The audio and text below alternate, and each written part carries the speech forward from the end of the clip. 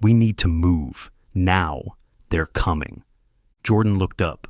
Through the cafe window, he saw 3 men in dark suits crossing the street, moving with purpose. One touched his earpiece, speaking. Another scanned the storefronts, his hand resting too casually near his jacket, toward the coffee shop, toward him. "Sir, are you all right?" Maya's concerned voice seemed to come from far away. "Back exit, through the kitchen. Move now." The voice was clearer now, commanding, protective. Without conscious thought, Jordan found himself smiling reassuringly at Maya, a perfect, disarming smile that felt practiced. "Actually, could I use your bathroom?" His voice carried just the right mix of embarrassment and urgency. "Bad coffee from the office." "Of course." Through the back, past the kitchen on the right. "Thanks." The words came automatically, even as part of him wondered how he knew.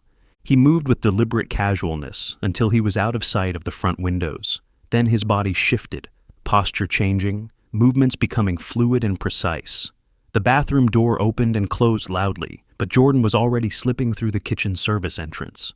"We have a safe house." A precise, analytical voice emerged clearly in his mind.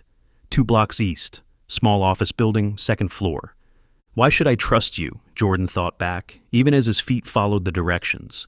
"For all I know, I'm having some kind of breakdown." "You know we're real," the voice replied patiently. "Those weren't just dreams. And I'm Rachel, by the way. Strategic planning."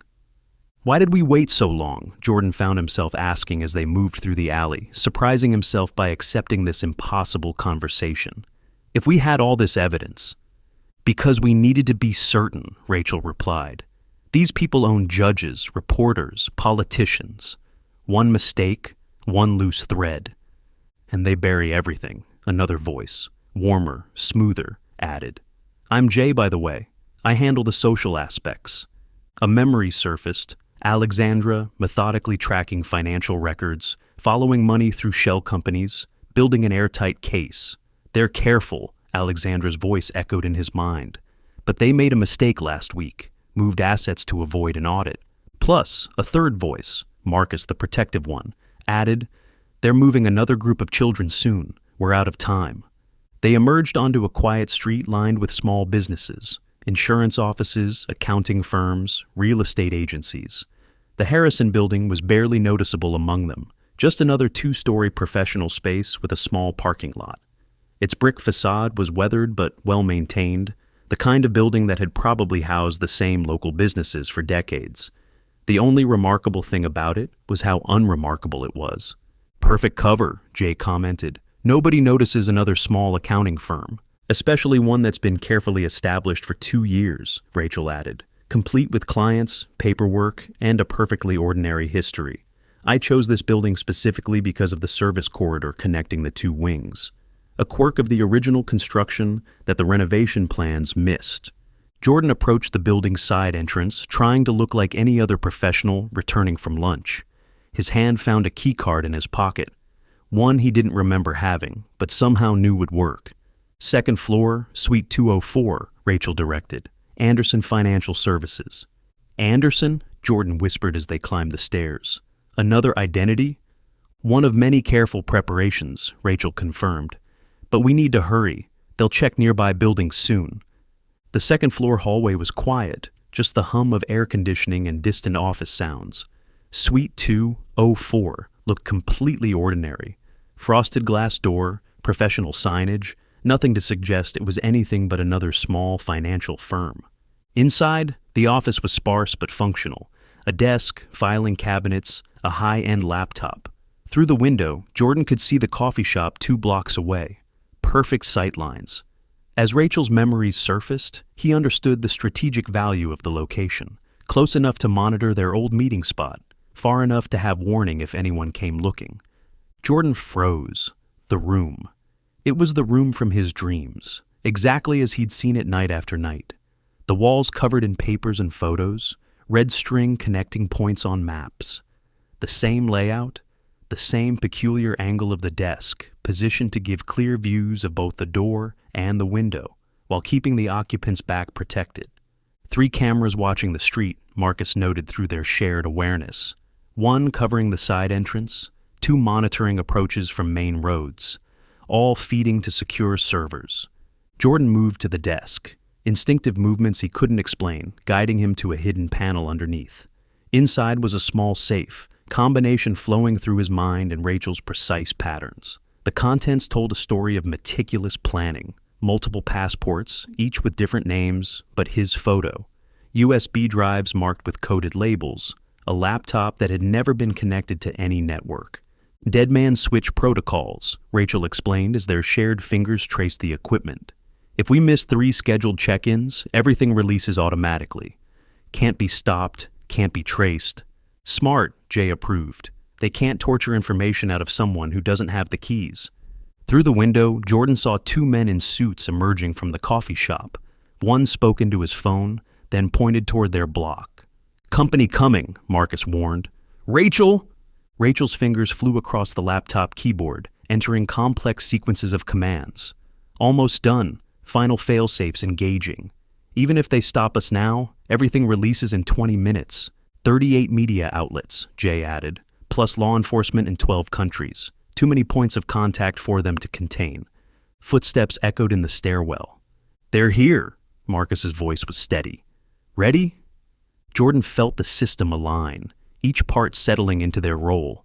Rachel's strategic mind, Jay's social insights, Marcus's protective instincts, all flowing together with his own determination. "Ready?" he whispered, and for the first time, it felt like truly his voice. All of them, united. The door burst open. Collins entered first, flanked by 2 guards in suits. Not military, Jordan realized, just corporate muscle trying to look official. The way they moved spoke of private security training, efficient but predictable. Marcus's tactical awareness cataloged their weak points automatically.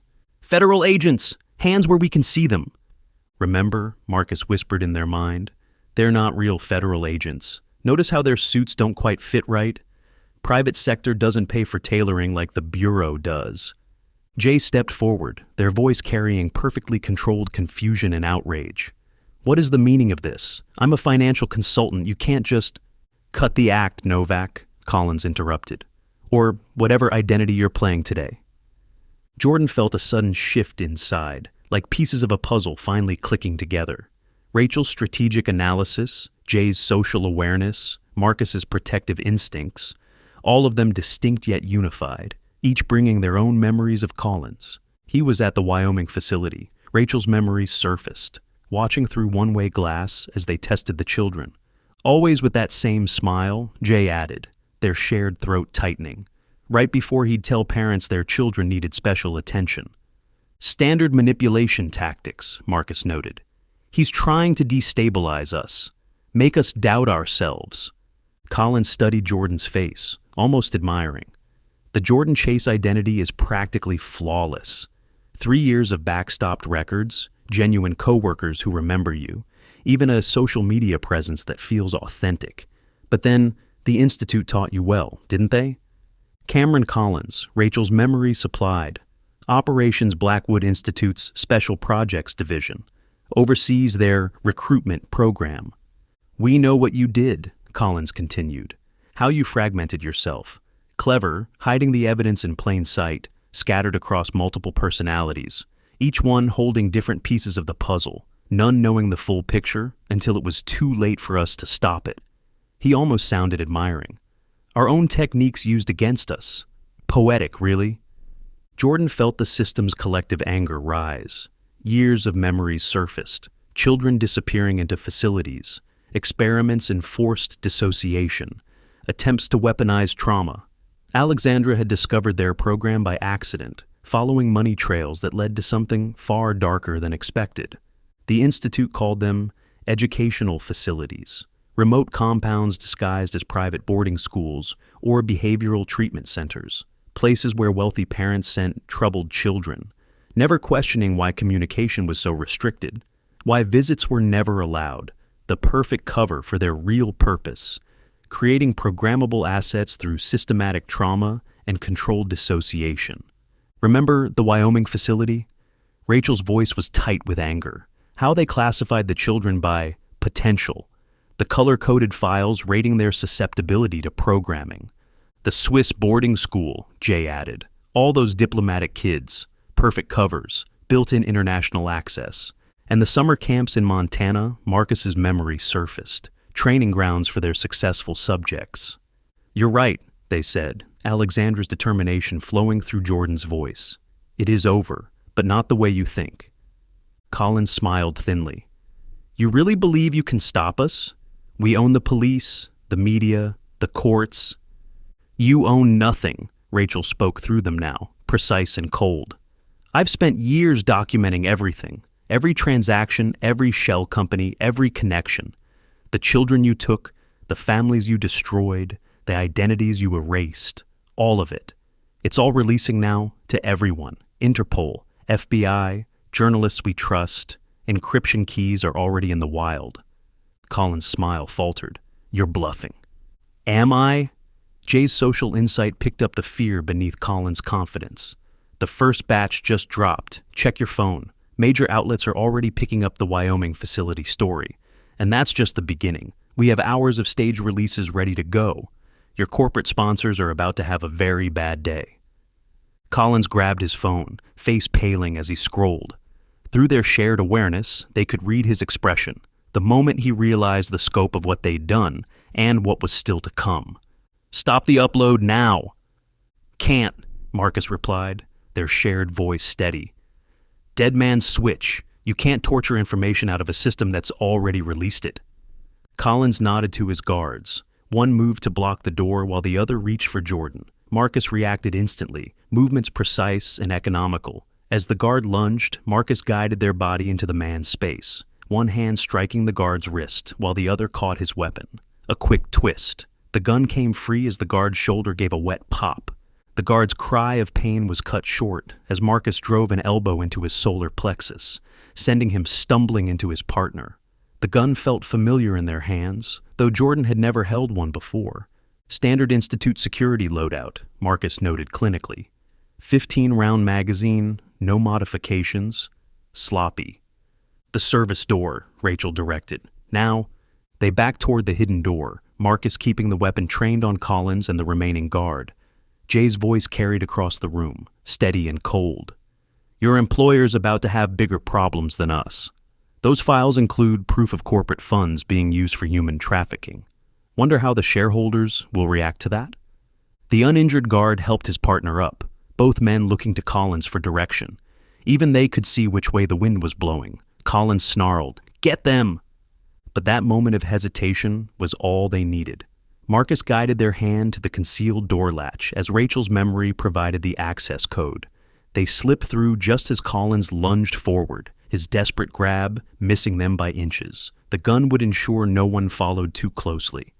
The service corridor connected the building's two wings, a requirement of the fire code that Rachel had noted when choosing this location.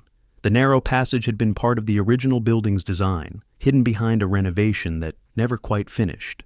Rachel had discovered it in the original blueprints, making it perfect for their needs. Most people don't even know it exists, Rachel noted as they moved through the dim space. The building inspector who signed off on covering it up retired to Florida 2 years ago. Very convenient. Behind them, they could hear Collins shouting into his phone, "Lock down everything! Call our people at the networks." His voice cut off as another call interrupted him. Even through the walls, they could hear his curse of frustration. First wave of stories just hit, Rachel confirmed, checking their phone. Washington Post, Guardian, Le Monde. Too many outlets to suppress.